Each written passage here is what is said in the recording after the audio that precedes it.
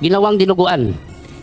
Alam ko na ang kausap ni Superintendent Padilla ay si Presidente Duterte dahil pamilyar ko ang boses niya. Narito ang Balitang Pinoy TV. Okay, ayan. And we are live ngayon sa ating YouTube channel. And ito ay continuation sa ating vlog kanina as promised sa inyo, di ba? Kasi yung una nating pag-uusapan, ito ay yung patungkol nga kay ex-president o former president Rodrigo Roa Duterte na dawit umano sa pag-shutay ng tatlong Chinese drug lords noong 2016. At ngayon, no, pinapatawag na itong si former President Duterte. Yan ang dapat nating hintayin kung itong ating former president ay dadalo dito sa hearing ng Kongreso. Okay? So, tingnan lang natin kung ano yung mga move at galaw ng ating former president. Pero sa ngayon, ipapakita ko itong balita na ito at magkomentaryo tayo, gawa tayo ng opinion dyan, ha? Mamaya, sige, yun ang una nating pag-usapan. Pangalawa nating pag-usapan, itong si spokesperson, dating spokesperson ni former President Duterte na si Attorney Harry Roque. Kinontempt kanina. Kinontempt siya dahil nagsisinungaling raw itong si Attorney Harry Roque. At alam niyo naman na itong si Attorney Harry Roque, meron din siyang explanation. Nagsusori nga siya kasi it's an honest mistake. Pero still, kinontempt itong si Attorney Harry Roque. So, I therefore conclude na ang mga Duterte at ang mga kaalyado ng mga Duterte ngayon, talagang pinag-initan sila ngayon sa administrasyon na ito. Di natin alam kung ano ang mga plano nila, pero halata na kasi sila. Halata na sila sa kanilang master plan siguro na sila po ay natatakot dito sa mga Duterte at sa mga kaalyado ng mga Duterte. Natatakot sila eh. Yan ang totoo. Yun ang pag-analysis natin. Kasi kung hindi sila natatakot, bakit ang dami ng mga issues na, di ba, si VP Sara, ginawa ng issues. Harry Roque, ginawa ng issues. Alam naman natin na itong si Attorney Harry Roque, ito yung maingay na kaalyado ni Duterte. Kaya nga, sina Bongo, sina Robin Padilla, tiklop lang ang bibig. Kasi, ako sa analysis ko, kung itong si Robin Padilla at itong si Senator Bongo, kung ito ay mag-ingay at manglaban dito sa ating administrasyon, siguro gagawan din sila ng issues na hindi natin alam, di ba? Pero okay lang yan kasi at least they should act na kalma lang sila, okay? Para reserve natin na still diyan sa Senado meron tayong mga kaalyado na sa mga Duterte. Kasi kung lahat di natin alam, pagtrabahuin sila, gawa na naman sila ng issues, magka-problema na naman sa mga decision making dyan sa Senado. At least meron pa tayong mga kakampi dyan. Okay? Bago ang lahat, bago natin ito pag-uusapan, help me po na i-like muna at i-share itong video na ito para guys kakalat ito sa taong bayan. Okay? Sabay-sabay nating i-like muna at i-share itong video natin, Facebook at YouTube. 1, 2, 3, go! Okay? Like and share para maraming makalam. And also guys, paki-subscribe at paki-follow ito para lagi kayong updated sa mga balita na kagaya nito.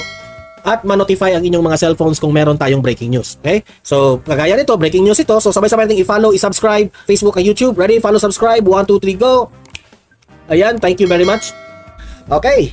So, heto na.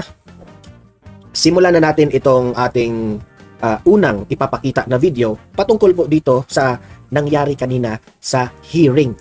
At isa sa mga highlights doon, tinawit nga si former President Duterte. And it's very obvious na scripted yung mga ginawa nila, itong mga witness nila na mga PDLs because nagbabasa, di ba? Nagbabasa, utal-utal pa nga kahit nagbabasa na.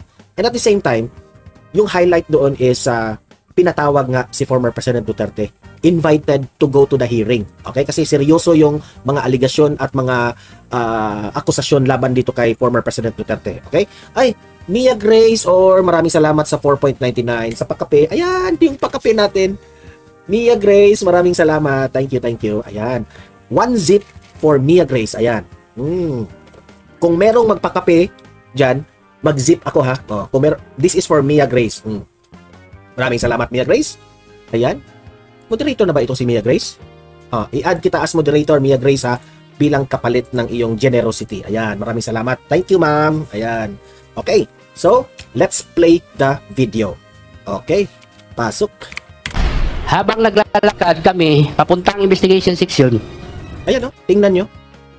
Sino ba namang hindi magagalit dyan na nagbabasa?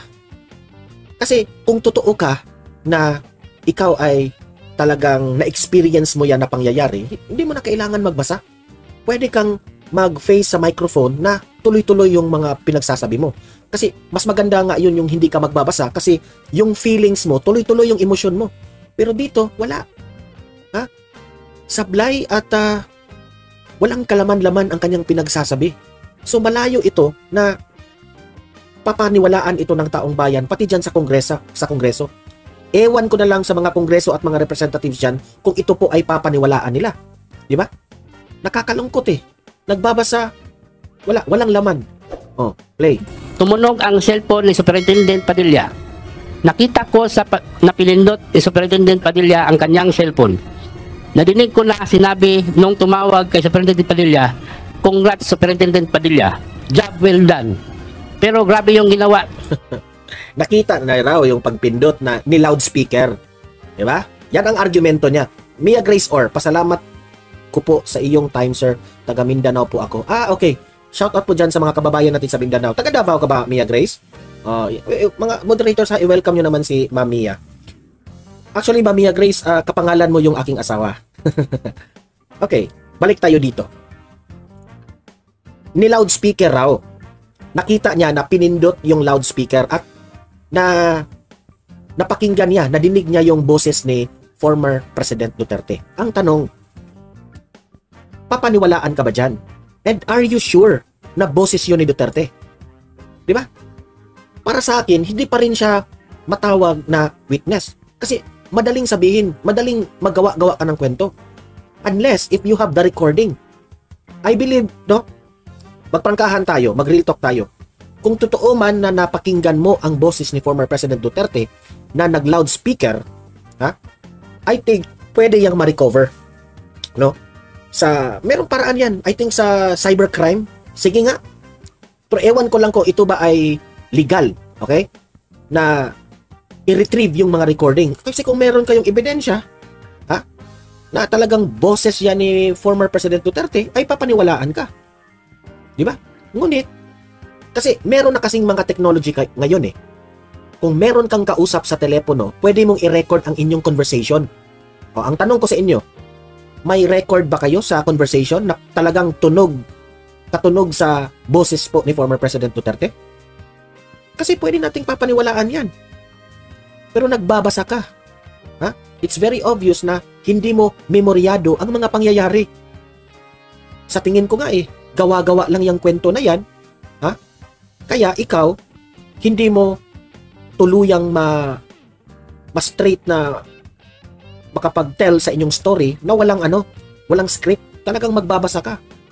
Di ba? So, malabo. And ako naman, sa totoo lang, ini-invite nila si Duterte. Para sa akin, unfair yan kay former President Duterte. Unless if they have the factual evidence, may audio, may video, sa kaninyo ipatawag. Kasi sa ganyang, meaning to say, kayong mga representatives dyan, papaniwalaan nyo ang isang PDL na dati na itong nagsisinungaling. Bakit ko ba nasabing dati itong nagsisinungaling? Kasi, noong time na sinabi nila na sila po ay nagpasyusyutay, nagsisinungaling na sila dati, di ba? Tapos ngayon, binaliktad nila, nagsisinungaling pa rin. So, itong mga klaseng taong ito, itong mga PDLs na ito, malabo ito na papaniwalaan natin. Wala silang kredibilidad para papaniwalaan. Kaya nga, it's unfair on the part of former President Duterte. Di ba? The fact na meron silang kaso, malabo yan na papaniwalaan natin. What I mean is, their credibility is very low. Okay, mamaya, may ipapaliwanag po si Attorney Panelo patungkol po dyan. Okay, na we have to believe Attorney Panelo kasi attorney yan eh. Linya ito ni Attorney Panelo. Mamaya. Okay, play. Ginawang dinuguan. Alam ko na ang kausap ni Superintendent Padilla ay si Presidente Duterte dahil pamilyar ko ang boses niya. Pamilyar raw niya ang boses. Siyempre, madaling. Kahit sinong tao pwedeng magsabi niyan. Di ba? Madali lang yan. Leopoldo Untalantan o Tata sa dalawang persons deprived of liberty o PDLs na humarap sa ikalawang pagdinig ng House Quadruple Committee o Quadcom. Binubuo ng Dangerous Drugs, Public Accounts, Human Rights at Public Safety and Order Panels ang House Quadcom na nag-iimbestiga kung may ugnayan ba ang illegal na Philippine Offshore Gaming Operations o POGOs, illegal drug trade at ang extrajudicial killings o EJK sa kasagsagan ng Tingnan nyo, nilahat na nila. Di ba? Kung mapapansin nyo, tinodo na nila, extrajudicial killings, pogo, talagang iniugnay nila lahat. So it's very obvious na there is something wrong. Ha? Lahat na, iniugnay na lahat para talaga ang layunin ay tirahin itong mga Duterte. War ng Duterte administration. Kasama ni Tan si Fernando Magdadaro, isa ring PDL at sinasabing kasabwat sa pagpatay sa 3 Chinese nationals na nakadetene rin sa Davao Prison and Penal Farm dahil sa illegal drug trade. Sa testimonya ni Tan, idinawit nito si dating Pangulong Rodrigo Duterte at iba pang opisyal sa ilalim ng dating administrasyon. Yung pagtawag ni Superintendent Padilla allegedly to the former president of this republic, President Rodrigo Roa Duterte, naka-speakerphone ba? Ay pinindot po siya para mag-speaker on. So, Nakita ko po. naka-speakerphone. Opo. Kaya narinig mo yung boses ng dating presidente. Opo. Binayaran umano sila ng tig 1 milyong piso para patayin ang 3 Grabe, no? Si Padilla is speakerphone raw. Kung ikaw, try to analyze this one. Kung ikaw, meron kang katransaksyon na medyo, di ba? May sinotay sila, di ba? May ginurgur sila na itong mga Chinese drug lords. Kung may kausap ka sa telepono, patungkol po dito sa trinabaho nilang gurgurin itong mga Chinese na ito, talaga bang common sense lang ba?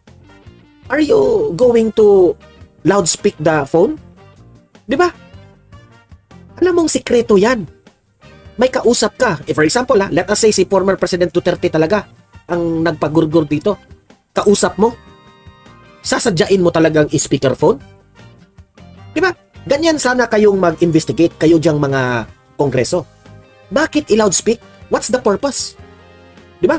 Hindi kasi sila, ako ordinaryong tao lang tayo, vlogger lang tayo. Pero itong mga representatives na ito, hindi marunong mag-follow up questions. Di ba? The follow up question is, bakit nyo i-loudspeaker? What's the purpose?